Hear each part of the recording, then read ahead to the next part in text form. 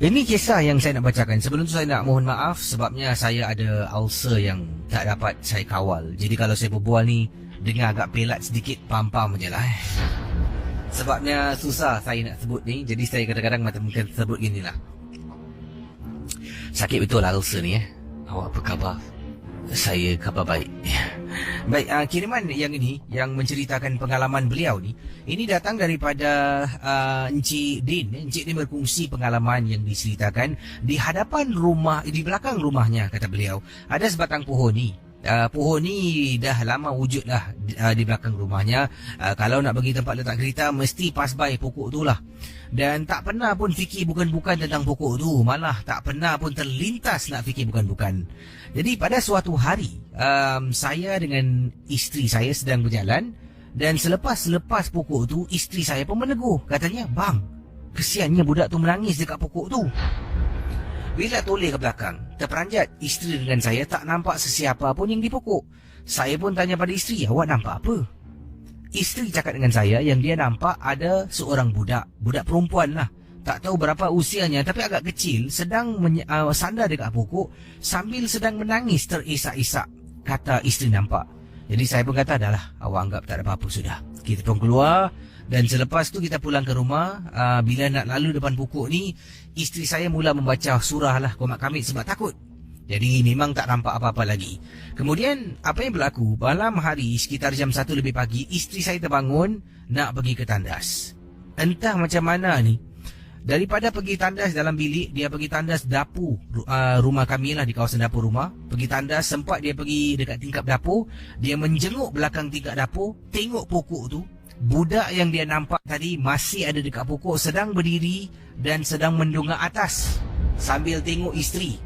Isteri saya kata, bayangkan ini ini situasi yang digambarkan oleh isteri Encik Din lah kepada beliau.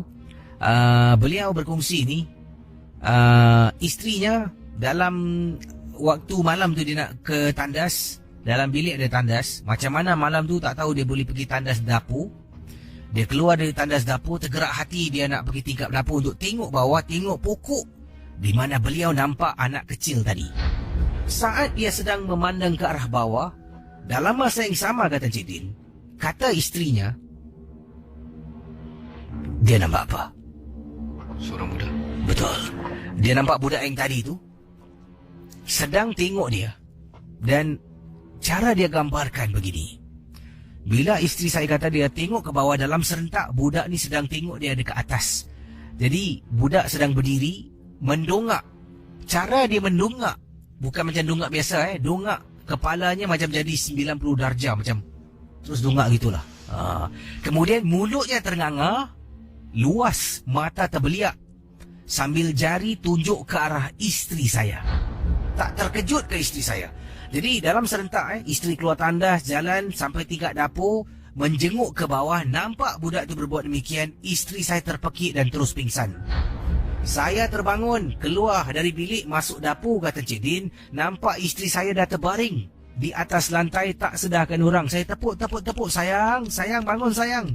Isteri saya tak bangun. Sayang bangun." Tak bangun juga. Pendengar Ria 897, saya boleh rasakan badan isteri saya tiba-tiba menjadi sejuk sangat-sangat. Lalu saya mengambil air. Saya baca beberapa surah. Kemudian saya sapu ke muka isteri. Saya ambil air itu, buka mulutnya sedikit, tuang sedikit kepada bibinya biar dia tertelan. Bila isteri saya tertelan, dia tersedak. Terbatuk isteri saya. "Sayang, kenapa dengan awak ni?" "Bang, budak tu dekat bawah, bang." Saya cuba berdiri dan tengok dekat bawah, tengok dan berikan isteri saya penjelasan yang budak tu tak ada di situ. Mungkin itu hanya khayalan isteri saya saja, kata Cik Din. Tapi isteri saya Casey seolah-olah terganggu sangat-sangat. Dan bila masuk dalam bilik, saya pun tenangkan dia. Saya tanya pada dia apa yang berlaku dan dia ceritakan pada saya apa yang dia nampak. Bila saya cuba bayangkan apa yang isteri saya kata, memang menakutkan. 2 hari kemudian, sebelum saya nak pergi ke kerja, saya kena pass by lalu depan pokok tu. Entah macam mana tergerak hati untuk saya jalan keliling pokok, tengok ada apa-apa yang tak kena tak. terperanjat saya dibuatnya apabila dekat pokok tu ada beberapa paku yang telah pun diketuk pada pohon tersebut.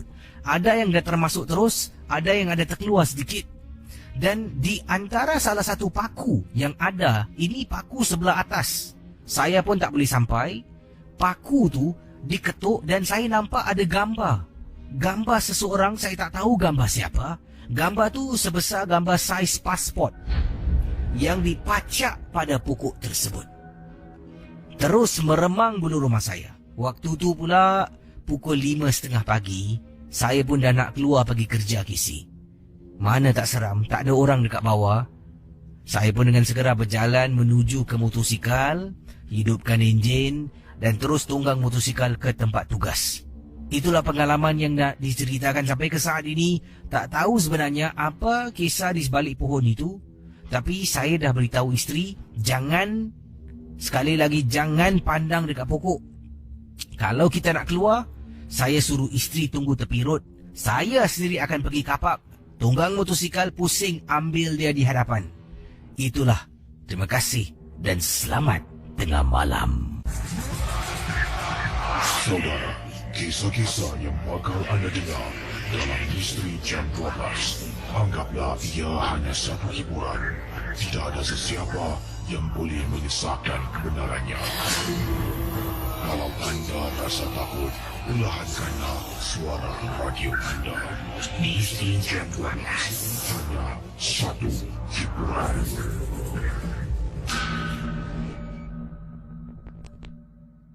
Casey dan Eddie bersama menemani anda dalam rancangan MG12 dan terima kasih pada anda yang sudi dan masih lagi setia bersama dengan kami mendengar kisah-kisah misteri. Setiap kisah yang anda dengar setiap malam dalam rancangan ini anggaplah hanya sekadar hiburan, tidak ada sesiapa yang boleh mengesahkan kebenarannya. Ya. Jadi Eddie, ada yang suka dengan Eddie, katanya wah suara Eddie semakin baik yang katakan kalau pada mulanya Eddie mula bertugas ni agak segan-segan sikit biasalah baru Nak tengok guru siapa juga. Tak ada ni anda juga mungkin hari-hari memandu berbuah seorang Eddie yang puji anda tu JR Gold plated lah. Puji je tak nak kasih gol. Ya betul juga mana boleh lelaki tak boleh pakai mask Wah, betul juga. betul. Kasih mask boleh kasih kita gadai. Gadai buat cuti Buat perangai macam Cristiano Ronaldo. Oh, kenapa pula tu? Dia dapat boot mask tu, dia duit hasil daripada mask yang dah dicairkan tu ada berharga kan. Jadi lepas tu dia Gadai. Dia sedekahkan. Sedekah. Betul. Dia memang hati dia yang baik. Sentiasa menolong orangnya. Hati emas. Betul, hati emas. Bakat orang pisang emas di bawah belayar. Berpantun pula. Jadi kisah tadi ini tentang pokok yang dipaku tiba-tiba ada gambar. Tapi gambar tu sebelah atas. Sampaikan Cik Din tak dapat untuk lihatlah gambar siapa yang dipaku. Dan isteri Cik Din di sini nampak ada budak dan dalam keadaan kali kedua dia nampak tu diceritakan budak tu sedang pandang mendongak ke atas sambil mulut tenganga dan tunjuk ke arah isteri Cik Din. Itulah bila dia tengok serentak ternampak terpekik terus dia pingsan. Kalau dalam Eddie dalam situasi Encik Din macam mana Eddie? Oh, kalau dah kata isteri sendiri pingsan, kalau saya jadi dalam posisi dia tak, tu. kalau anda nampak paku-paku dan ada gambar, adakah anda nak selidik, nak tarik paku macam mana? Sebab benda ni dah mengganggu isteri. Isteri anda seorang yang nampak.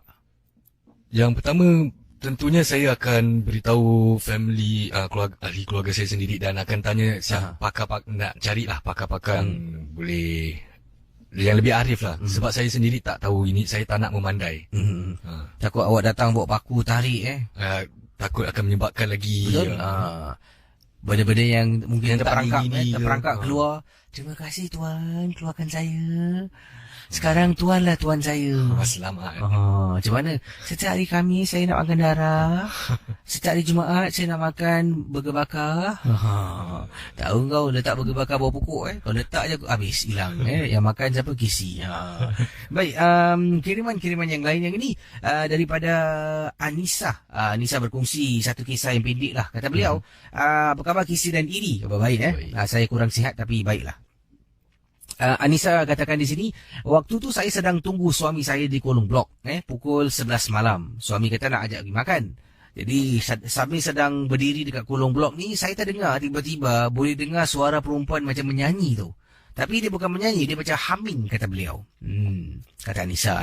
Saya mula-mula tak nak layan Casey sebab saya ni penakut. Tak nak fikirkan lah. Jadi saya cuba tak nak dengar apa yang saya dengar.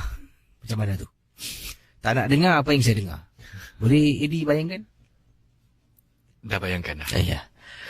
Tapi macam mana lama-kelamaan benda tu menghantui saya dan makin meremang bulu rumah saya. Apabila saya bangun daripada tempat duduk di kolong blok menuju ke arah luar blok, tengah berjalan, tiba-tiba Casey saya nampak dekat tepi blok, betul-betul tepi blok, ada satu gambar ni orang buang dalam frame. Gambar ni disandarkan pada tembok. Saya jalan, ternampak benda tu, gambar tu lah, frame tu dekat tepi. Saya pandang, seolah-olah gambar tu macam hidup sedang tengok saya. Saya apa lagi Casey, terpekik lah, macam kena kejar lipas. Saya lari sampai dekat depan dan saya punya takut. Telefon suami berkali-kali tak jawab sebab kalau suami menunggang motosikal memang dia tak jawab telefon. Tak nak tunggu je lah. Suami datang 10 minit kemudian dan kami pun berangkat daripada kawasan rumah. Bila balik, frame gambar tu masih di kolong blok. Saya kata pada suami, jangan jalan sana, boleh jalan tempat lain. Dan saya memang tak boleh lupakan bila dengar suara orang yang humming tu disambut pula dengan gambar frame. Gambar frame yang dikatakan di sini sedang disandarkan di atas lantai dan bila tengok seolah-olah orang yang ada pada gambar tu sedang memerhatikan saya. Jeng jeng jeng. Baik, kita akan jawab panggilan. Satu lagi pemanggil sebelum kita berehat seketika. 669 11897. Ya. Kisah-kisah yang anda dengar merupakan misteri jam 12. Tidak ada sebarang bukti yang boleh mengesahkan kebenarannya.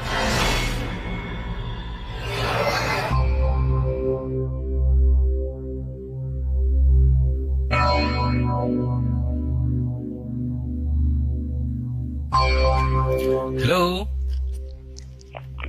Hello, siapa di sana? Hello, Hello. siapa ni?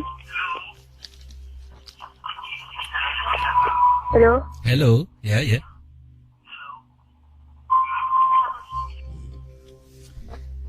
Mungkin kalau nak telefon, sila matikan suara radio anda supaya tidak terganggu, ya. Boleh sekali lagi 669 11897, seorang lagi pemanggil, ya. Eddie, boleh? Boleh?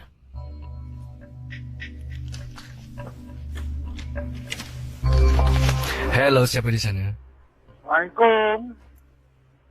Waalaikumsalam, siapa tu? Acu Niki ni. Cik Diki, apa khabar? Baik Desi. Dan malam ni kisah tentang apa ni? Silakan. Okey, kisahnya 2 minggu lepas Desi Silakan. Kita telah ke Dairy Farm Desi. Okey, bila saya telah menjadi subjek di situ, di bahagian belakang Desi saya telah mendengar bunyi bersiul Desi dekat pokok pisang. Anda jadi subjek ni, boleh terangkan subjek untuk apa ni?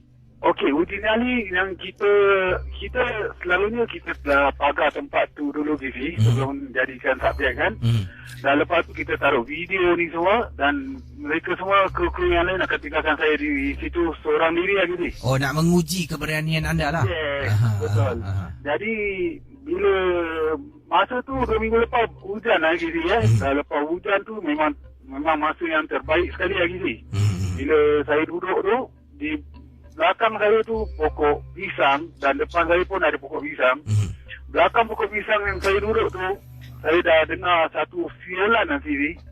Saya pusing, saya memang tak nampak apa-apa. Tapi kedengaran dengan clear sekali.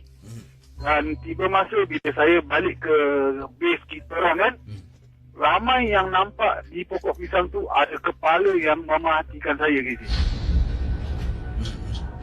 Itu pengalaman saya Casey 2 minggu lepas ini dekat Dairy Farm. Tapi tak ada apa-apa yang mengganggu anda selepas tu lah. So far Alhamdulillah Casey tak ada apa-apa. Cuma kedengaran dia memang jelas sekali. Di kawasan mana ni? Dairy Farm Casey. Dairy Farm dekat kawasan mana? Okey, dia sana kan ada satu tempat shelter, ada satu lembu besar bang Iri. Dekat situ ada simpang jalan tu, macam ada simpangan tu, ada kiri kanan tu ada pokok pisang lagi sih. Oh, okey. Kita buat kat sana. Pasal rumah yang usang tu dah tak boleh masuk gitu. Orang dah buat macam pagar kan. Mungkin dah tak benarkan lagi ya. Pasal dia dah repot lagi ni. Okey, membahayalah tu. Membahayalah tu kalau nak rescue ke apa kan. Itu je lah pengalaman saya Kiri. Terima kasih ya. Kiri, lagi satu boleh saya kasih peringatan lah Kiri. Apa dia, silakan. Okey, untuk semua pendengar Ria, ini peringatan dia lah. Ada satu tukang perubatan di Teluk Belanga saja. Saya cuma nak cakap berhati-hati. Kerana apa, terkena pada teman saya lagi dia mandikan bunga tu, memanggil teman saya punya ibu tu, membuka kain bogel lagi ni depan dia. Jadi berhati-hatilah kepada siapa-siapa yang nak buat perubatan, jangan tersalah orang lagi ni. Terima kasih ya. Okey, sama. Peringatannya baiklah. Yang penting jangan salah lah. Dan jangan pergi seorang diri. Pergi kalau boleh 2-3 orang. Sebagai bukti dan juga boleh membantulah kalau ada apa-apa masalah. Sebab kena pandai. Baik, terima kasih Idi. Kita akan berehat seketika. Sebentar nanti Idi akan bacakan kiriman email. Ya, saya pun nak rehat sebab lidah saya ni macam kalau boleh buka letak tepi sekejap, berehat boleh. Penat. Betul. Tak apalah, burung tiung makan petik. Kita kembali sebentar nanti pun cantik. Terima kasih. Terima kasih Idi. Terima kasih.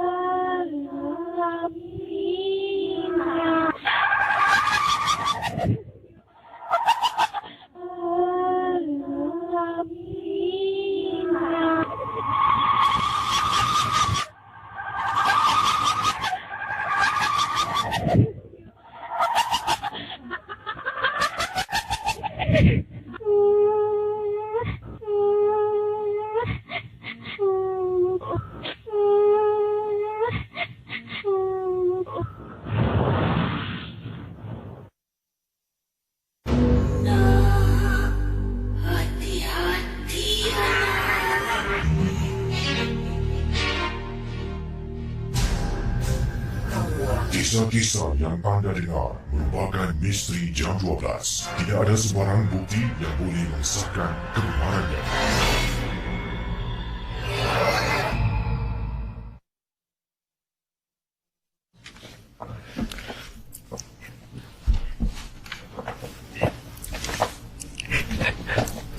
Edi nampak seram apa?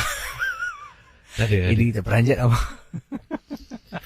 Setelah melihat wajah yang menyeramkan Edi dan tadi ketika dalam rancangan Geng Burung Hantu kita ada berkongsi tentang filem-filem seram. Dan antara filem seram yang diketengahkan adalah filem-filem kebanyakan daripada filem Indonesia pada tahun 70-an 90-an seperti filem Pengabdi Setan, lagi apa? Bayi Ajaib lagi. Sundel Bolong. Jadi mungkin apakah antara filem-filem Melayu ataupun filem-filem Inggeris yang ada rasa seram yang mungkin boleh dikongsi sama lah. Boleh juga tinggalkan. Dan saya pun sebenarnya dalam mood nak cari filem-filem seram ni, nak menonton, dan mungkin dapat saya ketengahkan kisah-kisah anda dengan lebih baik lagi lah di masa akan datang. Bila dapat menghayati filem-filem seram ni, dapat tengok cara disampaikan, diarahkan filem tersebut. Mungkin boleh saya terapkan dalam dialog ketika saya berkongsi pengalaman anda. Baik Edi, anda kata ada kisah yang nak diceritakan? Ya, ada. Baik, kita silakan dengar kisah Edi. Mohon maaf saya hari ini rasa memang tak selesa sangat dengan lidah saya yang ada ulcer ni. Tak tahu tiba-tiba dia boleh timbul pula. Tapi apapun, kita tetap akan teruskan misteri jam 12. Betul Edi? Ya, betul. Betul sekali. Ya. Silakan Edi. Okey, kisah yang telah pun dikirim oleh seorang teman yang telah dipetik daripada sebuah blog yang mengisahkan tentang sebuah rumah sewa di Seksyen 2 Shah Alam. Rumah ni memang popular ni. Memang terkenal sangat-sangat. Dan saya bila dah baca ni, ada menyeramkan jugalah. Ada unsur-unsur dunia seram. Sebab cerita dia, nak katakan tak dimasukkan, ada boleh dimasukkan ke. Silakan. Okay.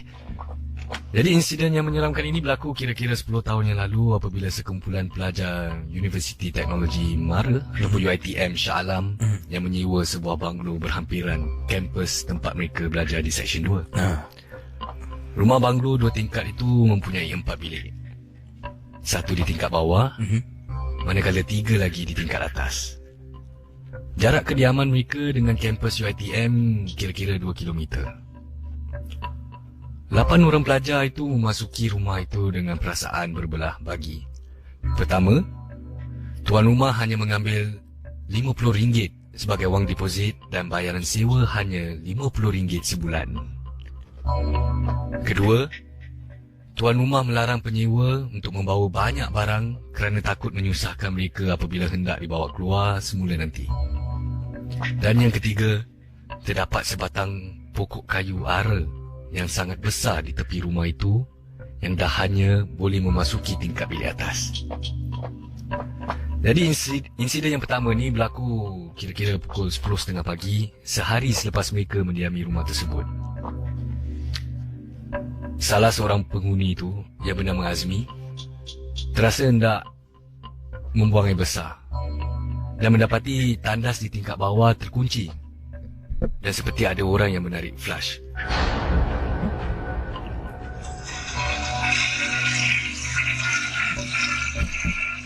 Oi, siapa tu? Cepat sikit lah, aku nak makan ni. Cepat lah. Lantaran tidak tahan untuk menunggu lama, Azmi menjerit dan menyuruh orang di dalam tandas itu supaya cepat. Dan jeritan Azmi menyebabkan semua penghuni berkumpul di tingkat bawah. Dan yang peliknya, ke-8 mereka ada di situ. Jadi siapa yang ada di dalam tandas? Dan selepas pintu tandas itu direntap, mereka terkejut kerana tiada siapa di dalamnya. Dan pada malamnya pula, mereka lagi teruk dikacau.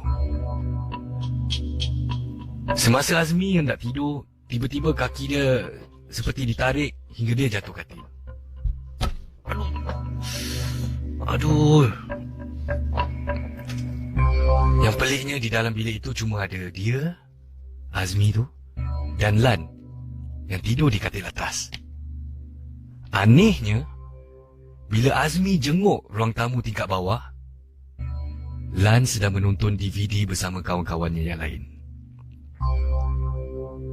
Jadi bila Azmi balik semula ke dalam bilik, dia nampak selimut di katil Lan membonjol.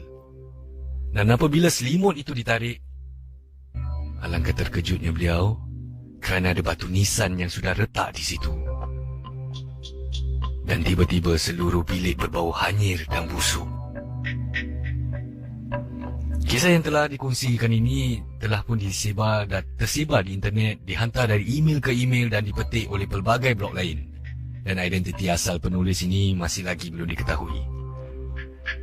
Dan disebabkan tidak tahan diganggu, kesemua pelajar-pelajar itu keluar pada pukul 3 pagi dan lepak di sebuah restoran mamak. Rupa-rupanya ramai yang terkena pada malam itu. Ada yang sedang muat turun lagu lebih kurang pada pukul 12.30 malam dan terdengar seperti ada bunyi orang membaling batu dekat tingkap biliknya.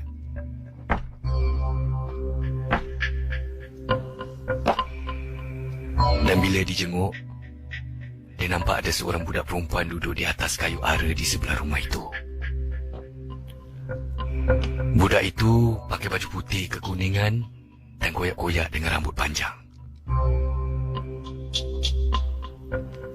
Dia menyambung cerita lagi. Si penulis nampak budak perempuan melambai tangan kepadanya. Dan Dan yang paling anehnya, budak itu tiada kaki. Manakala salah seorang daripada rakan mereka, iaitu yang bernama Sam, tergamam melihat hantu di siling rumah.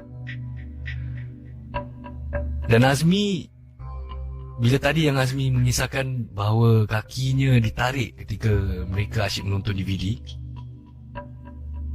semua teman-teman dia beritahu Azmi yang mereka sebenarnya tak tengok DVD pun. Jadi itu yang paling anehnya. Dan ada salah seorang penduduk daerah situ yang mendakwa terdapat 3 buah rumah yang dikatakan menyeramkan di kejiranan itu. Beliau juga mengatakan bahawa dah pelbagai kisah misteri mengenai rumah itu sudah didengarinya sewaktu mula menetap di Seksyen 2 pada tahun 1980. Itu saja kisah. Saudara, kisah-kisah yang bakal anda dengar dalam Misteri Jam 12, anggaplah ia hanya satu hiburan. Tidak ada sesiapa yang boleh menyesatkan kebenarannya. Kalau anda rasa takut, perlahankanlah suara radio anda. Misteri Jam 12, hanya satu hiburan.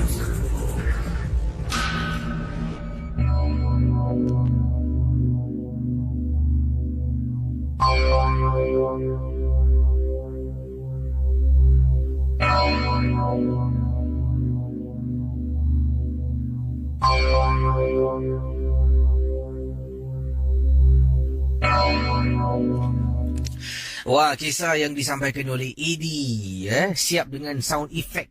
Sound effect tu bukan saya main, beliau dah standby sendiri nampaknya. Satu inisiatif, Eddie. Nampaknya bolehlah ganti saya bila saya nanti cuti selama 4 bulan. Kisah ada dengar tak? Ada orang panggil saya. Ya saya. Balik. Janganlah gitu, Eddie. Sama-samalah kita. Eddie, kalau buat MJ12 ni, murah rezeki ni. Betul? Jadi dibuatlah rancangan MJ12. Mana tahu rezeki dia dengan rancangan MJ12 ni sebati. Baik, bagus tadi ada sound effect. Saya terus terpegun sebenarnya. Sedang saya membilik-bilik kiriman-kiriman email yang saya terima ni. Tiba-tiba anda tengah cerita, saya sambil tu sedang dengar bunyi tandas ketuk pintu. Wah. Belajar daripada awak juga, Rizie. Jadi tiba-tiba terus saya toleh ya. Ini mana dapat sound effect flash ni? Jadi kisah di Seksyen 2 Shah Alam. Rumah banglo tu memang cukup terkenal. Oh, okey. Ada yang panggil okey, sebelum tu saya nak mohon maaf dulu kalau saya sedang bercakap dan saya ada sangkut-sangkut. Bukan saya sedang makan, bukan. Sebab lidah saya tengah ulcer. Jadi fahamlah. Nanti macam apa ni? Yang kisi lama tak ada hormat orang apa? Nak berbual, nak makan. Bukan. Sebab lidah saya memang tengah ulcer. Jadi saya sedang nak cuba. Jadi faham-faham je lah. Jadi kisah tadi dipanggil rumah banglo $50 kalau tak silap saya. Ataupun rumah teres $50. Ada. Ada yang ada saya pernah ketengahkan satu filem yang saya ternampak. Filem namanya saya rasa kisahnya berlandaskan rumah tersebut. Rumah banglo atau rumah teres $50. Anda cari rumah sewa 50 tak silap. Kan ada yang dikongsi oleh pendengar kita Azhar hari ni. Dia pun ada rumah sewa 50. Anda cari videonya, nanti anda tonton. Anda beritahu seram ke tak. Ramai kata tak seram, tapi tak tahulah. Ini terpulang pada individu lah. Kalau nak seram, bawa filem tu, duduk dalam kubur, ada tonton sorang-sorang. Mungkin seram agaknya. Baik, kisah selanjutnya yang ingin saya bacakan di sini. Ini kiriman daripada yang ringkas sajalah. Mohon maaf saya tak boleh baca kisah panjang. Datang daripada Fahrul. Kata Fahrul, Assalamualaikum Kisi dan Edi. Ini kiriman katanya pengalaman yang saya nak ceritakan ni, mohon maaf kalau tak seram, tapi ini adalah tentang nenek saya. Nenek saya tinggal dengan saya lah, iaitu dengan ibu dengan ayah saya. Dan ketika nenek saya sedang sakit tenat, malam-malam hari dia akan meracau, dia akan seolah-olah minta tolong, menangis ketika dia sedang tidur, dan ibu dan ayah saya selalu akan bangun, akan pergi ke bilik nenek dan melihat nenek lah yang sedang meracau. Ada kalanya saya pun akan terbangun sebenarnya. Bila saya keluar dari bilik nak tengok, ibu akan marah saya suruh masuk bilik. Jadi pada satu hari apabila saya sedang tidur, Tahu-tahu saya dengar. Selalunya kalau nenek yang meracau, ini yang berlaku diceritakan oleh Fakhrul. Kata beliau, kalau nenek meracau, nanti ibu dengan ayahnya akan terbangun. Pergi bilik nenek untuk tengok dan untuk uruskan apa yang berlaku. Dan bila beliau terbangun, beliau pun nak kipu lah, nak tengok apa yang berlaku ni. Keluar bilik, masuk, pergi tidur. Marah ibu atau ayahnya. Jadi saya pun kata Fakhrul, masuk bilik dalam balik dan tidurlah. Dan ada sekali ni pernah berlaku pada saya. Saya tengah tidur, saya dengar suara nenek saya macam biasa meraung, menangis, meracau pada malam hari. Tapi yang hairan, selalunya saya dengar suara nenek saya ni datang daripada biliknya. Pada malam tu, saya dengar suara nenek saya macam ni. Anda bayangkan ini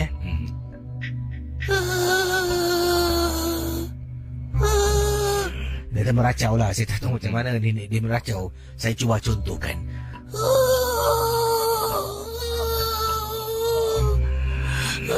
Tolong lepaskan aku.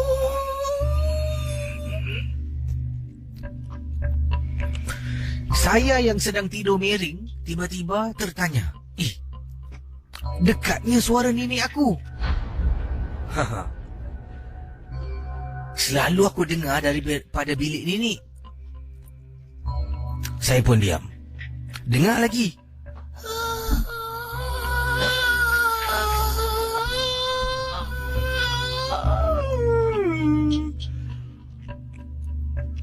Pendengar dia 897. Kata Fakhrul, apabila saya toleh, nenek saya sedang baring di tepi katil saya dalam keadaan baring tegak dan kaku. Saya pusing sahaja. Astaghfirullahalazim, saya terperanjat. Terus saya lari keluar dari bilik. Ibu dengan ayah saya bangun, keluar dan tanya, kenapa dengan kau ni? Nenek dalam bilik, kata saya kepada ibu dengan ayah saya. Bila ibu dengan ayah sedang menjenguk masuk bilik saya yang gelap, saya terdengar kisi, Fakhrul. Alangkah terperanjatnya bila saya toleh, nenek saya ada di dalam biliknya sedang tidur kisi. Dia terjaga, dia kejut saya. Ibu dengan ayah saya tiba-tiba dalam serentak hanya beberapa saat itu mengata, mana ada orang dalam bilik kau? Kau mengigau lah. Hai, susah kau orang ni budak ni. Saya toleh tengok nenek. Nenek pejam mata, sedang tidur. Kisi saya yakin, saya nampak nenek saya sedang baring di tepi saya dalam keadaan keras, terbujur, kaku. Terima kasih dan selamat tengah malam, Kisi. Kisah-kisah yang anda dengar merupakan misteri jam 12. Tidak ada sebarang bukti yang boleh mengesahkan kebenarannya. Okey, jadi kita ambil panggilan dan kepada siapa yang ingin mengungsi kisah-kisah seram anda, boleh aja menghubungi kami di 66911897. Betul. Dan kisah tadi yang dialami oleh Fakhrul tentang mula-mula dengan neneknya kalau ada malam-malam tertentu akan menangis, dengar jauh suara nenek tu Tapi pada malam tu tiba-tiba dia terdengar neneknya tu macam selalu dengar suara jauh ni, macam dekat pula suara. Tak apalah, buat bodoh lah, tidur nanti kena marah dengan ibu kalau nak pergi tengok Dia cuba lelapkan mata lagi, suara tu macam dekat sangat. Bila dia miringkan badan tu, terperanjat nampak neneknya yang sedang dikatakan terbaring, terbujur kaku di tepi beliau yang sedang baring sekatil. Terlompat members Kalau anda iri macam mana? Kalau dalam situasi Fakhrul pusing nampak baring? Saya rasa lebih kurang pun sama. Saya mesti terperanjat juga. Saya rasa saya akan, kepala saya akan masuk bilik ibu. Saya kata, Bu, nak tidur sini boleh tak? Walaupun dah tua bangka tuan-tuan dan puan. Baik, kita jawab panggilan, silakan. 669 11897. Silakan 669 11897.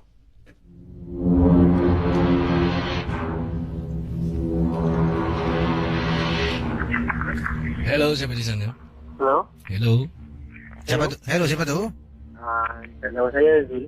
Zul, silakan. Okey, hello. Ya, hello. Teruskan. Zul. Ya, saya Zul. Hello. Hello Zul. Okey. Satu hari minggu lepas. Ya. Hello. Teruskan. Tak apalah, dia hello banyak sangat. Selalunya kalau yang hello gini, nanti last cerita dia, you faham-faham je lah. Selalu gitu. Kalau nak cerita, tolong yang serius lah. Yang nak berkongsi pengalamannya. Hello, lepas tu dia senyum. Hello. Ini semua trik. Zaman Datuk Nenek Moyang dah ada. Ya. Cerita yang benar-benar yang ingin berkongsi pengalaman, sebabnya MG12 ni peminatnya bukan saja di Singapura, malah kita ada juga jiran kita. Okey. Dari Malaysia, dari Brunei, dari Indonesia yang mendengar. Jadi harap hormatilah rancangan ini. Ya. Okey, kita akan teruskan dengan kisah dalam rancangan Misteri Jam 12 di Ria 897. Terima kasih bagi anda yang sudi berkongsi pengalaman anda, dan juga boleh hubungi kami berdua sekarang 66911897 untuk berkongsi pengalaman-pengalaman peristiwa yang menakutkan. MJ12 hanya sekadar hiburan, tidak ada sesiapa yang boleh mengesahkan kebenarannya, dan jangan mudah kita terikut-ikut dan terlampau taksub dengan apa yang kita dengar setiap malam dalam rancangan ini. Itu yang penting. Baik, Eddie, mungkin ada sesuatu yang Eddie nak sampaikan? Ada kisah pengalaman daripada pendengar-pendengar ke? Ada mungkin siapa yang sedang memantau Facebook sementara saya nantikan panggilan yang dikirimkan di Facebook Ria mungkin. Okey, yang sedang memantau Facebook Ria. Dan juga ni saya yang memantau kami berdua sekarang ni. Seperti Mimi Mak Rock. Saya ni nama saya biasa nampak. Mesti regular ni. Dan ada yang pendengar kita yang kongsi tentang kisah yang saya ceritakan tu tadi. Dan ada juga daripada Orang Jolobu, Negeri Sembilan, Muhammad Ashraf, Leorina, BC Keka. Ramai yang daripada bukan orang Singapura lah. Jadi yang ni kiriman yang ingin saya bacakan datangnya daripada mana ni? Daripada Aisyah. Aisyah berkongsi peristiwa yang menakutkan ini berlaku lebih kurang 2 tahun yang lalu. Waktu tu saya ni sedang kemaruk sangat dengan Facebook. Sampaikan saya ni dengan teman saya berlumba-lumba nak cari kawan. Bukan apa gisi, nak challenge lah siapa yang ada banyak Facebook friend. Jadi kita mula dan kita cakap okey, nak tengok siapa ada ramai kawan, dan kita mula random accept kawan, sesiapa yang nak jadi kawan kita mula terima. Dan ada seorang kakak ni Kisi, saya terima friend request beliau, dan kakak ni pun menjadi kawan saya di alam siber di Facebook. Dan hampir setiap hari kakaknya akan message saya benda yang baik-baik, cakap dengan saya baik-baik. Nanti setiap kali saya akan post gambar, dia akan cakap cantik lah, manis lah. Jadi saya pun cubalah satu hari ni private chat dengan kakak ni. Orangnya memang baik sangat, tapi hairan Kisi, kakak ni tak pernah letak gambar, dan apa jua yang ada di Facebooknya pun saya tak pernah nampak gambar-gambar yang dikongsi sama. Semua yang saya nampak hanyalah gambar-gambar binatang-binatang saja. Seperti kadang-kadang dia letak gambar burung, kadang-kadang dia letak gambar bunga, tapi tak pernah pun saya nampak dia letakkan gambar kawan-kawan, gambar keluarga, tidak pernah. Dan saya pun bertanya pada dia, kakak, minta maaf, boleh saya bertanya, kenapa dalam Facebook kakak ni tak ada satu pun gambar kawan-kawan mahupun gambar kakak? Kita kan ada berkawan. Boleh tak saya tengok wajah kakak macam mana? Casey, bayangkan Casey, saya tak tahulah, mungkin dia sengaja nak takut-takutkan saya. Kemudian dia tak reply saya 1 hari, 2 hari, 3 hari. Saya pun message berkali-kali dan dia tetap tak reply. Sampaikan saya kata, kakak, saya benar-benar minta maaf dan saya tak naklah bergaduh ataupun mengganggu kakak. Minta maaf kalau kakak rasa saya nak menceroboh hal-hal peribadi kakak. Bukan apa, saya cuma nak tengok aja dengan siapa saya bercakap ataupun dengan siapa yang dia berbual lah. Dan kakak ni tetap tak reply. Sampaikan pada satu hari ni saya cuba message berkali-kali, tak reply juga.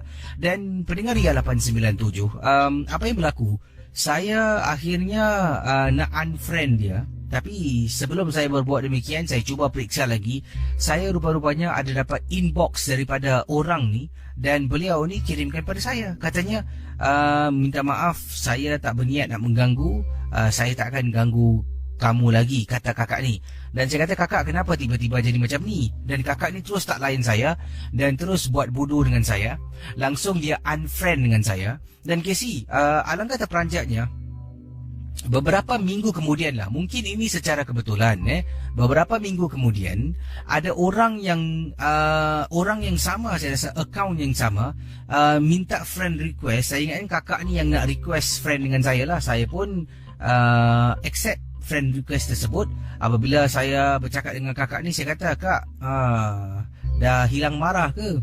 Kemudian kakak ni reply, aku sebenarnya dah mati, nanti malam aku jumpa kau. Terus dia unfriend saya. Saya punyalah terkejut, Casey. Bayangkan seminggu lebih saya nak tidur, saya takut. Saya terpaksa tidur dengan bilik dengan kakak saya kerana ketakutan. Dan saya memang tak percaya benda-benda ni. Mungkin dia memang nak takut-takutkan saya, katanya beliau. Jadi akhirnya setelah seminggu lebih itu rasa tidur dengan dalam keadaan ketakutan. Tak apa, saya pun pada satu hari itu saya keluar dengan teman-teman dan balik agak lewat jam 11 malam. Dalam perjalanan rasa tak sedap hati, macam ada orang ikut dari belakang. Saya pun buat bodoh lah. Saya percepatkan langkah saya depan lift. Saya masuk ke dalam lift. Tiba-tiba bila pintu lift nak tertutup, dia ada seorang wanita ni picit pintu lift. Dia masuk ke dalam dan saya pun tekan tingkat rumah saya, tingkat 5. Dia tekan tingkat rumahnya, tingkat 8. Kemudian dia tengok saya, dia senyum. Saya pun senyum. Dia tanya saya, adakah nama adik ni Sipulan? Ni dia panggil nama betul saya. Saya pun kata, ya, kakak kenal saya ke? Dan kakak ni kata, oh, saya kenal dengan awak. Kita pernah berbual satu ketika dahulu. Saya terdiam, Casey. Kemudian saya tanya, dekat mana Nanti awak ingat. Saya pun keluar tingkat 5, kakak ni naik ke atas. Saya rasa pelik tau, Casey. Dari mana kakak ni tahu nama penuh saya, Casey? Dia sebut nama dengan binti-bintinya sekali. Saya balik rumah, saya beritahu hal ini pada ibu saya. Ibu saya kata, itulah kau kena sebarangan orang dari Facebook. Tapi Casey, yang hairan, dekat Facebook saya gunakan nama samaran. Mana dia tahu sampai binti saya semua keluar. Itulah pengalaman misteri saya. Terima kasih dan selamat tengah malam. Ini bukan cerita hantu lah Ini lebih kepada mungkin macam mana orang tu boleh kenal beliau sedangkan di Facebook ni dia banyak gunakan nama samaran dan dari mana dia dapat tahu alamat adik ini, sampaikan mungkin ada kena mengena dengan Facebook kakak yang buat teman dengan beliau ataupun tidak mungkin sesuatu yang mungkin kita boleh tanya dengan pendengar-pendengar yang lain. Baiklah, ada lagi kisah, mungkin seorang lagi pemanggil lady, silakan. Okey, jadi anda boleh kongsi cerita seram anda dengan menghubungi kami di 66911897. Silakan. Hello, siapa di sana? Hello. Hello. Jai. Hello. Hello. Ya, saya. Hello. Hello. Ya, Ahmad sini. Okey. Okey, cerita saya ni tentang saya time tu hendak ke rumah kawan saya. Time tu kejadian ini berlaku zaman bila around the World Cup period. Okey. Saya time tu saya dengan Isyun, saya nak ke rumah kawan saya untuk tengok bola. Bila saya dah sampai di Woodlands sana, saya berjalan ke rumah kawan saya. Saya tiba-tiba at the pavement, right? Pavement tu tiba-tiba macam like tak ada orang terus from kat depan dengan kat belakang. Saya pun berjalan lah. Jalan. Sekali saya rasa macam ada benda at my far end of my right eye. Dan saya pusing lah. Bila saya pusing tu, saya nampak benda putih kat atas pokok. Saya pun terus tengok ke depan dan saya jalan terus straight to my friend's house lah. Kaki saya tu dah macam takut lah. Saya dah takut sangat lah. Saya call kawan saya untuk jumpa di bawah blok. Dan bila kawan saya jemput saya di bawah blok, saya terus diam. Saya tak bilang dia anything about what happened. And then we went out. Then saya terus bilang dia lah yang saya nampak benda, and this thing still haunts me lah. Jadi di kawasan rumah teman anda tu di kawasan mana sekali lagi? Di Woodland North. The Vista Point is Vista Point, around Vista Point. Jeng. Benda putih, hati-hati. Terima kasih ya. Terima kasih. Okay. Cakap tentang Woodlands, ada juga kawasan-kawasan ramai juga berkongsi tempat-tempat di Yishun. Dan dikatakan ada dahulu pernah satu ketika keluar di akhbar apabila mereka nak buat lift upgrading sedang korek tanah tu, ada keluar ternampak keranda dan kubur. Pernah dengar? Keranda atau kubur yang setahu saya, yang masa yang diorang ada nak korek-korek apa, diorang ternampak lah barang-barang macam barang-barang antik daripada China. Negeri China tu kan. Yang ini yang dilaporkan kubur tau. Kubur? Kubur. Kalau tak silap saya, dia yang sama tempat jugalah.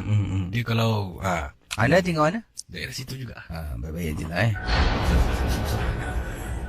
hati-hati je lah. Balik rumah naik lift tak? Ya. Ada nasihat naik tangga sudah, bro. Naik tangga selamat. Betul. Naik lift mana nak keluar?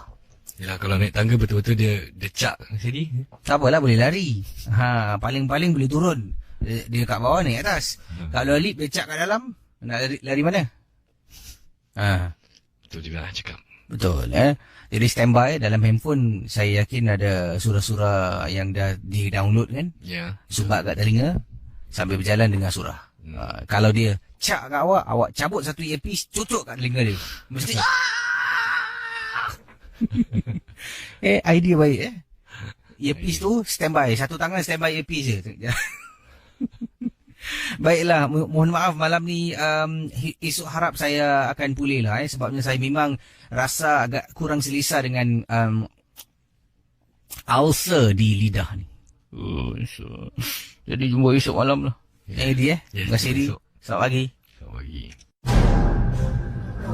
Kisah-kisah yang anda dengar merupakan misteri jam 12. Tidak ada sebarang bukti yang boleh mengesahkan kebenarannya.